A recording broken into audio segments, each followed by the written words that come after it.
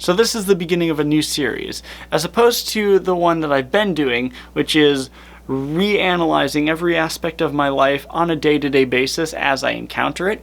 This one is doing that same type of thing, but from birth up through toddler age, middle school, to where I am now, and everything in between. Reanalyzing every stage of life, whereas before I was analyzing every aspect of life.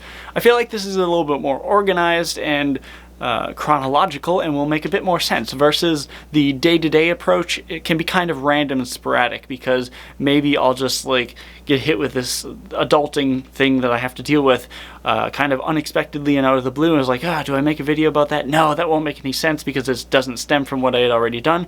Versus this way, I can build up to those things. So I was doing a bunch of research in preparation for this video because I had to figure out, where do I want to start? How do I want to begin this series? And basically I just ended up watching a ton of videos and reading articles about the process of pregnancy and how the baby actually develops, and that is a horrifying process. Not to mention how traumatic it is to be born and like experience, I'd assume, the pain of breathing your first breath. No thank you, I do not want to do that again, and I'm glad that we don't remember it. That being said, they say that your hearing has developed many months before you're born, and that your memory begins to develop many months before you're born, which is why you're able to recognize your mother and father's voices after you're born, which is fascinating and makes me think about ASMR. For me personally, some of my favorite ASMR sounds are brushing, like fluffy mics, or wind sounds, or nature sounds, and I wonder if that's possibly tapping into like a really deep-seated memory of what it sounds like to be inside of your mom.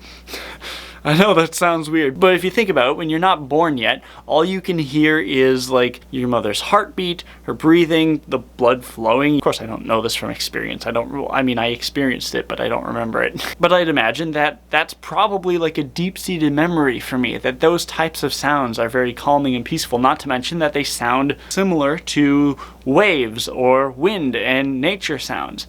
So of course that's going to be like really deep in there. That's going to be relaxing to experience those things because it's bringing you back to your earliest comfort zone. But enough about the comfort zone. Let's think about how uncomfortable that zone actually is. For example, every one of us is a Bear Grylls. We've all drank our own pee before being born. I guess I kind of assumed this but didn't really know this, and like I said at the beginning of this video, I was doing some research and watching videos, reading articles to figure out like where do I want to begin this, because my sex ed class taught me nothing. It was an absolute joke. To be completely honest, I legit 100% don't even remember if I had one at all.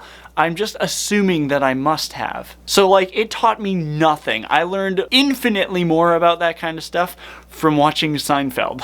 That being said, another thing I had no idea about is that females are apparently born already containing every egg that they will ever have.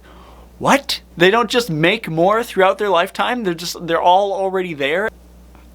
Okay. That makes me think about also how we have a word specifically for mother and we have a word specifically for grandmother, but we don't have a word specifically for that mom. Then you just have great-grandmother and great-great-grandmother and great-great-great-grandma. And that's fascinating because when someone is pregnant, the baby girl that's inside there already contains the eggs that when that baby girl is born and grows up, those eggs could become a baby girl, which will then already contain the eggs for their parent. So in a weird way, and I know this is going to sound weird, but I just don't have any other better way of wording it, is not only was I once inside my mother, but I was actually technically inside my grandmother.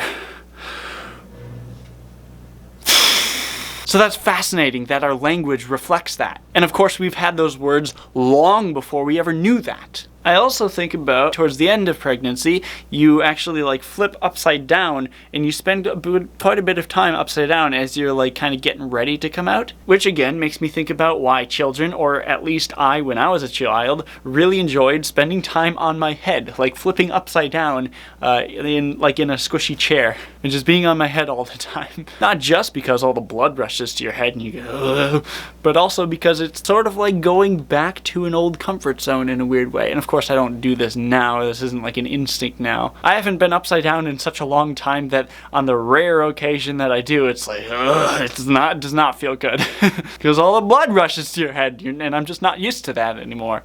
So it's not comfortable anymore. Also, apparently babies already have pretty long fingernails before they're born and can kind of like scratch around inside there before they're born.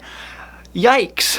I am so glad that I am male. I really would not want to experience any of the things that females have to experience.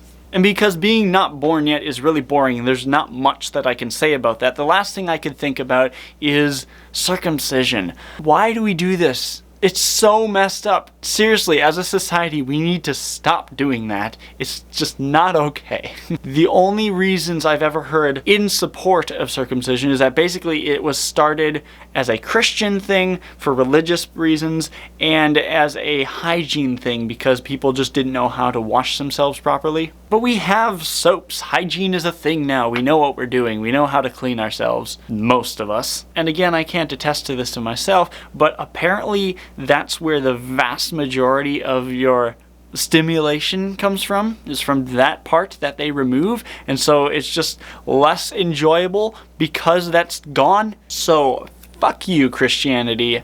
I want it back! But science hasn't developed that far yet. So someone out there, please hurry up, figure this out. Within my lifetime, hopefully, a guy can dream. So thank you so much for watching. Let me know what you think about this stuff. It's weird and icky, but you know, we all go through it. My value judgments about this stuff aside, let me know what you think. Subscribe to stay tuned for the continuation of this process of me reanalyzing every step of life along the way up until where I am now, and potentially beyond. And take care.